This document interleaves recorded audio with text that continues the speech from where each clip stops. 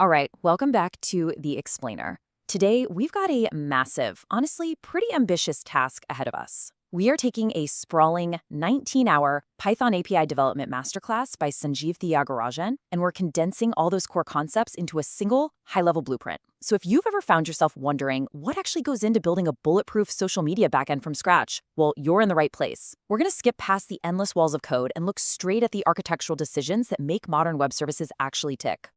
So, here's our game plan for today.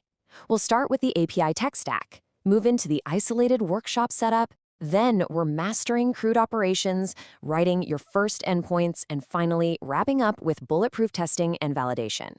All right, diving right into part one, the API tech stack. You know, the instructor actually had some highly technical reasoning for choosing our main framework.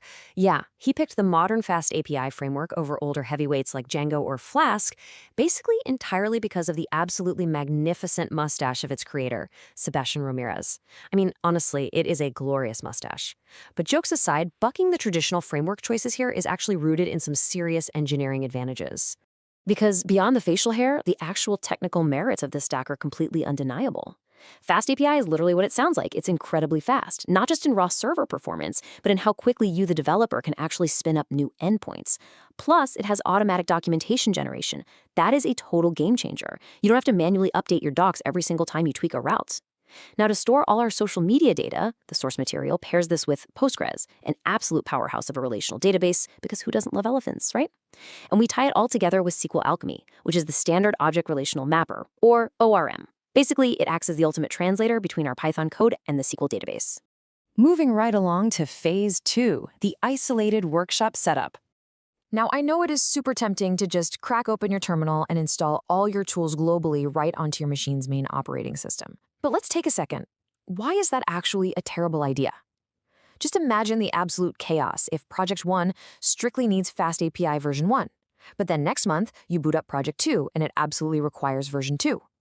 If you just go and upgrade your global package, boom, Project 1 breaks instantly because it isn't backward compatible. So how do we avoid this kind of inevitable dependency disaster? Well, the answer is a virtual environment. Think of a virtual environment like a soundproof, completely isolated workshop built specifically for one single project. The tools, the exact version of Python, and the specific packages you set up in this workshop literally cannot mess up or interfere with any other project on your computer. By isolating our environment like this, we basically guarantee our API stays completely stable, no matter what other crazy stuff we decide to build in the future. All right, step 3, mastering CRUD operations. So look at how cleanly this CRUD acronym maps straight to standard HTTP methods. CRUD, of course, stands for create, read, update, and delete. Those are basically the 4 fundamental laws of physics for what users will do on our app. When someone wants to read a post, their app sends a GET request. When they create a new one, it shoots off a POST request. Updating uses put or patch, and deleting naturally uses delete. And I really want you to notice the standard convention happening in the URL path here. We always use the plural form of the resource. It is /posts, never /post. If you need to torch a specific post, you just tack on its unique ID at the end, like /posts/5. Sticking to these strict naming conventions is absolutely the hallmark of a cleanly, professionally designed API.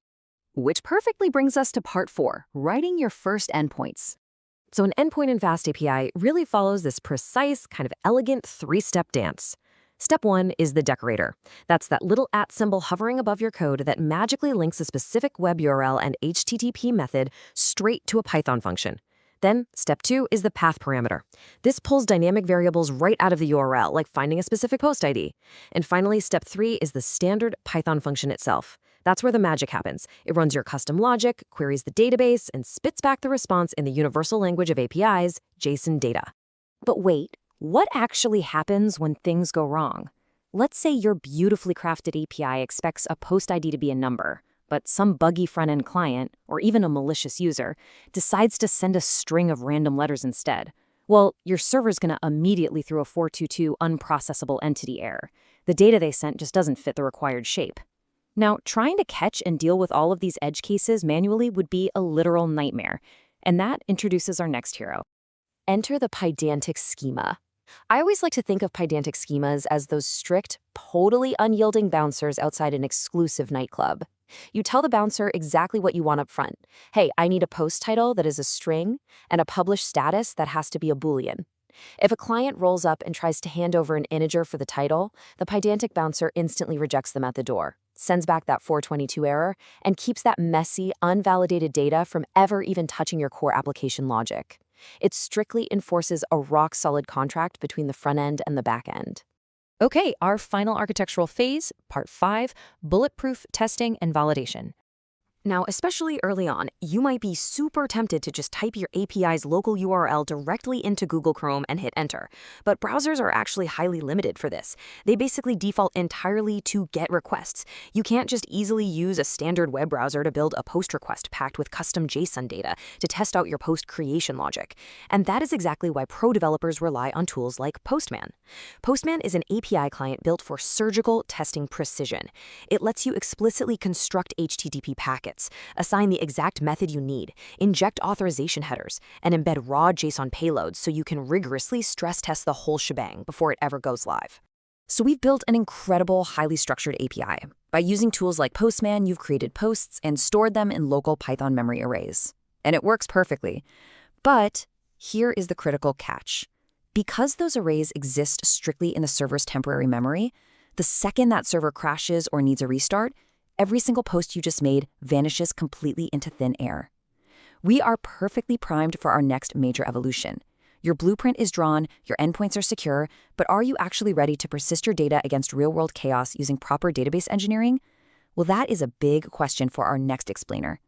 Thanks so much for joining me on this deep dive, and I will catch you guys next time.